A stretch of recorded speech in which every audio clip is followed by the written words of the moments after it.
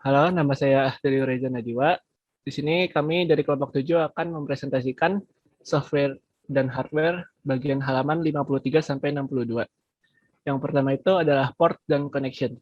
Ports merupakan konektor yang eh, mengirim atau menerima data. Semua ports itu adalah konektor dan konektor itu memiliki jenis yang unik seperti plug, jet, atau edge of a card that connects itu port.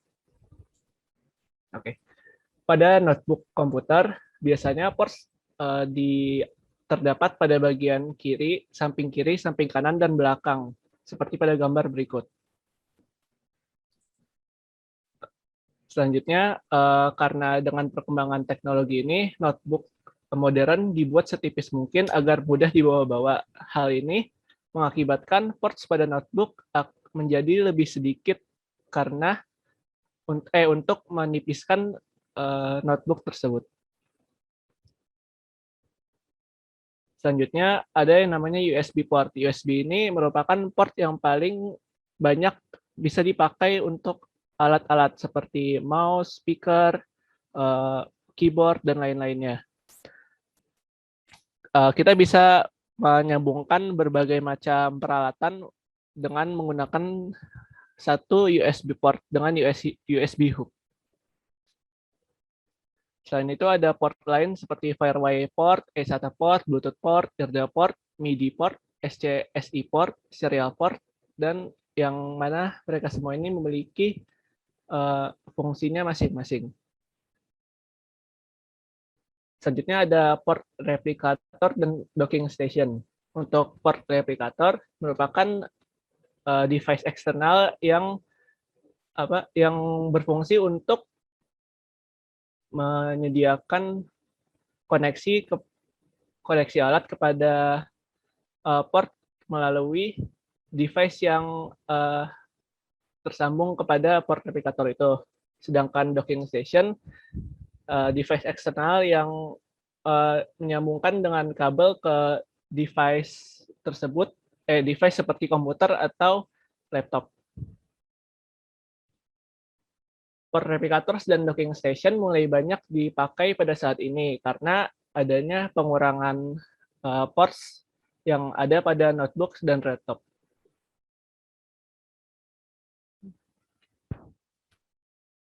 Oke, selanjutnya saya akan menjelaskan tentang basis. Sebelumnya perkenalkan, nama saya Faris Christian Arya. Nah, jadi bus itu adalah koneksi di antara komponen yang terkoneksi kepada komputer. Seperti contohnya, bus itu membawa data di antara CPU dan sistem memori via motherboard. Nah, bisa dilihat seperti pada ilustrasi gambar di bawahnya.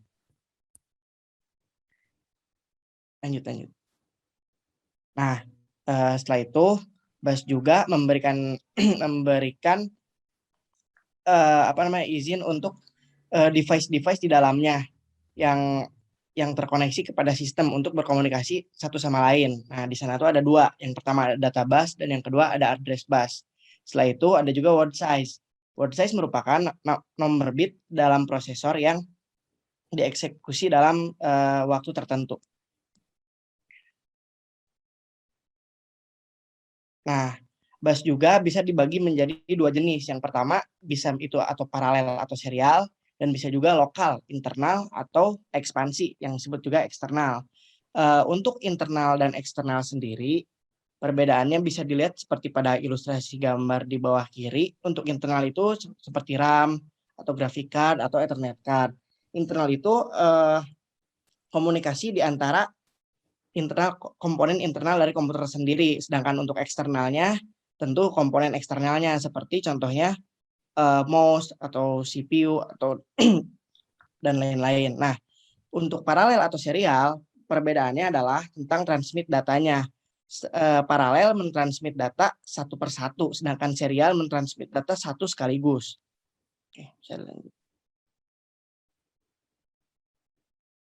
Tulisannya. Nah, untuk slot ekspansi dari bus ekspansi tadi ada beberapa jenis. Yang pertama ada PCI, lalu ada PCI Express, ada Accelerated Graphics Port, ada USB dan Firewire bus, dan yang terakhir ada PC card bus.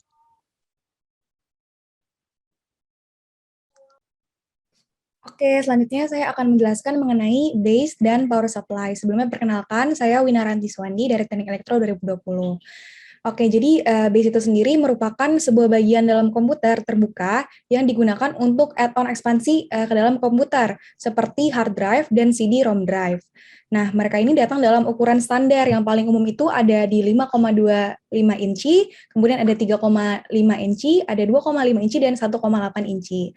Di mana ukuran-ukuran tersebut itu mengacu pada ukuran sebenarnya dari disk daripada drive tersebut. Ini merupakan contoh pengaplikasian base. Mungkin boleh next.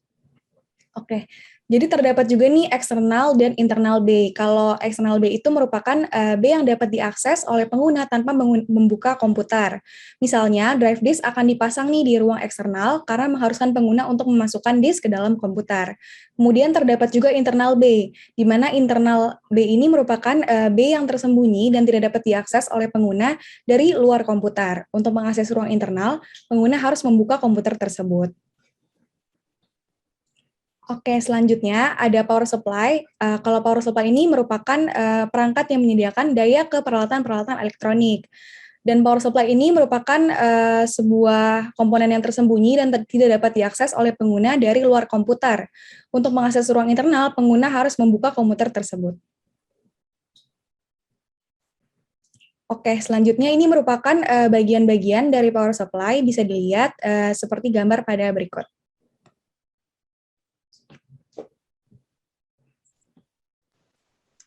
Oke, kenalin nama saya Jaran Wijayakesumana dari Teknik Elektro. Selanjutnya saya akan melanjutkan materi tentang ergonomik. Sebenarnya ergonomik itu apa sih? Ergonomik adalah salah satu disiplin ilmu yang memperhatikan desain sesuai dengan kebutuhan manusia.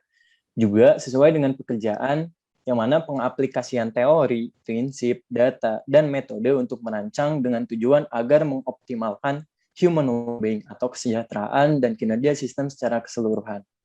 Atau dengan kata lain, ergonomik ialah penyesuaian tugas pekerjaan dengan kondisi tubuh manusia untuk menurunkan stres yang akan dihadapi. Nah, boleh di next.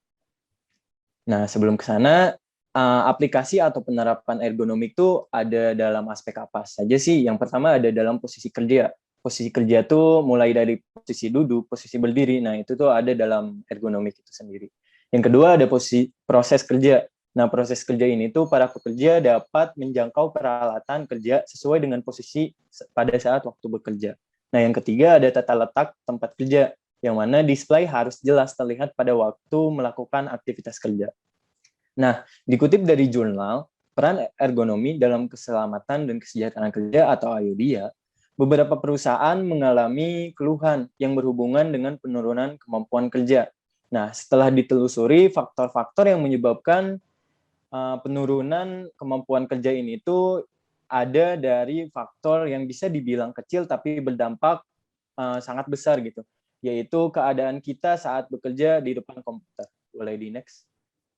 Nah, keluhan yang timbul itu tuh bisa menyebabkan penurunan kualitas kerja kita. Nah, keluhan itu tuh biasanya berupa yang pertama ada pegal dan nyeri, yang kedua ada mata perih dan cepat lelah, yang ketiga kinerja kita menurun, yang keempat kram tangan dan kaki karena posisi yang tidak sesuai dengan seharusnya, yang kelima ada stres.